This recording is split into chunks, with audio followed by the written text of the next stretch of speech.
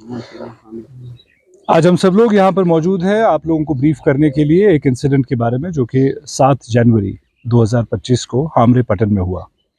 इस इंसिडेंट के बारे में जो इतला मौसूल हुई इंचार्ज पुलिस पोस्ट पलहालन के थ्रू कि लगभग 7:40 शाम को एक ग्रेनेड इंसिडेंट हुआ था पटन में, और ये इंसिडेंट अननोन टेररिस्ट ने किया था। ग्रेनेड लॉब किया था 163 टीए प्रेमिसेस पर, और ये ग्रेनेड फटा था उनके एमआई रूम का जो स्ट्रक्चर है उसकी छत पर, जिसकी वजह से एक सिग्निफिकेंट डैमेज उस स्ट्रक्चर को हुआ था।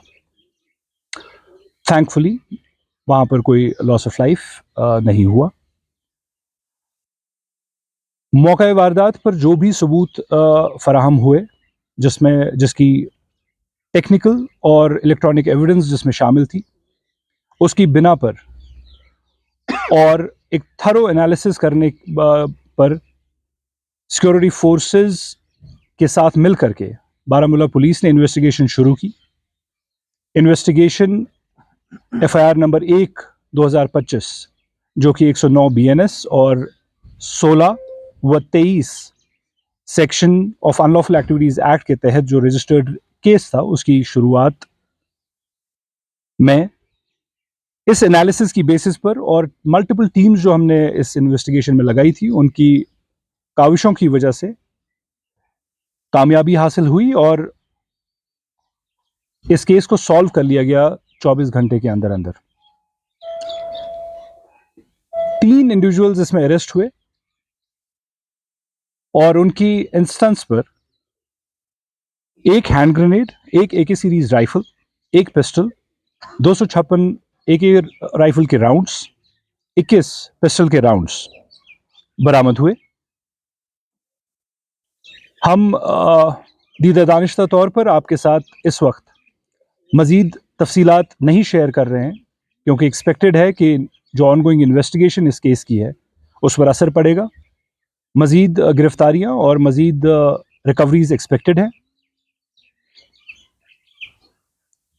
इस ज़िमन में एक ज़रूरी कुछ चीज़ें जो ज़रूरी बतानी समझते हैं हम, उसमें यह है कि एक शख्स, इनमें से जो अरेस्टेड इंडिविजुअल्स हैं उनमें से एक शख्स एक सरेंडर्ड रिलीज टेररिस्ट है।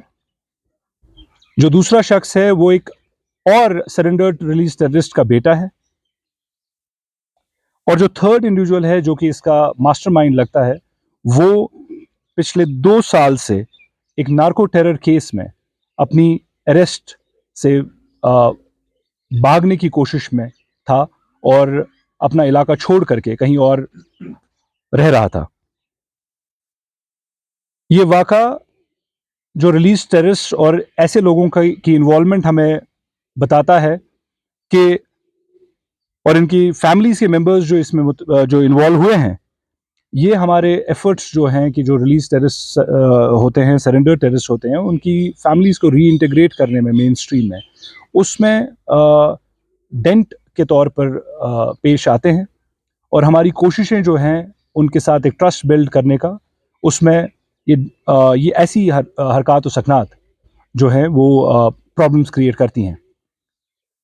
बारामूला पुलिस दरख्वास्त भी करता है और चेतावनी भी देता है कि रिलीज सरेंडर टेररिस्ट और उनकी फैमिलीज को ऐसे किसी भी हरकत में जो मुल्क दुश्मन हो या जो टेरर रिलेटेड एक्टिविटी हो उसमें इंडल्ज नहीं करना चाहिए, उसमें एंगेज नहीं करना चाहिए। ऐसा करने पर उनके खिलाफ जो कानूनी कार्रवाई है वो बामल तो लाई जाएगी, उसके साथ साथ हमारे जो ट्रस्ट बिल्डिंग मेजर्स हैं उन पे असर पड़ता है। अवामुन नास को हम ये यकीन दहानी करना चाहते हैं कि बारामूला पुलिस और सिक्योरिटी फोर्सेस डिस्ट्रिक्ट में अमन कायम रखने की हर एक कोशिश और काविश करते रहेंगे। हम शुक्रिया अदा करना चाहते हैं इस वक्त डिस्ट्रिक्ट पुलिस सोपोर का, डिस्ट्रिक्ट पुलिस बांडीपुर का, 52 राष्ट्रीय राइफल्स का और बाकी सिक्योरिटी फोर्सेस का, जिन्होंने हमारे साथ ताउन किया और हमारा साथ दिया इस पूरे केस को क्रैक करने में और इन लोगों को गिरफ्तार करने में। हमारा हमारी तरफ से हम उनका भी शुक्रिया करना चाहते हैं जो सिविलियंस हैं और जिन्होंने हमारी मदद की थी इस केस को सॉल्व करने में। बहुत-बहुत शुक्रिया।